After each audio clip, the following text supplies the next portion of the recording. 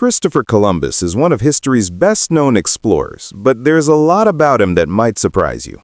Here are 5 facts you probably didn't know about Columbus, starting from number 5. Number 5. Christopher Columbus was not his real name.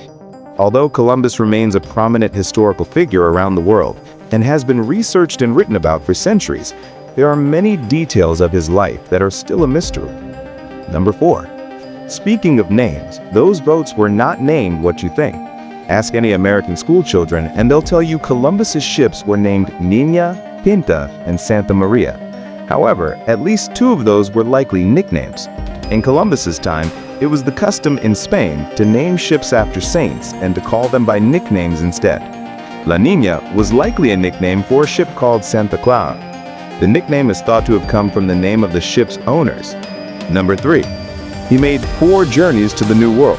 In 1492, Columbus did sail the ocean blue.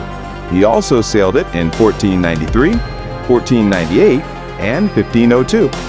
Although many people may have an image of Columbus planting a flag in the lower half of Florida, he really only explored a small area of the Caribbean, which included the Bahamas, Cuba, and Jamaica, and parts of Central America. Number 2. His remains did about as much traveling as he did in life. After Columbus died in 1506, he was buried in Valladolid, Spain.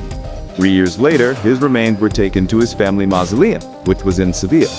In 1542, in accordance with the will of his son Diego, Columbus's remains were transferred to Santo Domingo, Hispaniola, now in the Dominican Republic.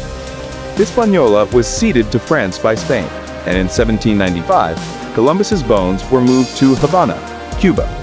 More than 100 years later, they were shipped back across the Atlantic and returned to Sevilla in 1898. Number 1. He, maybe, was not great at math.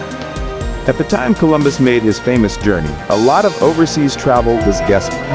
The exact size of the planet Earth was unknown, and there were 2 main ways of measuring degrees of latitude: the method developed by the Greek philosopher Posidonius and the method developed by the medieval Arabs.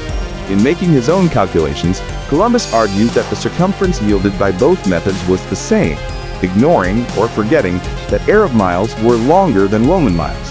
Using that data, which ultimately rendered the planet about 25% very small. If you find this video helpful, please like and share for more content. It will also go a long way to help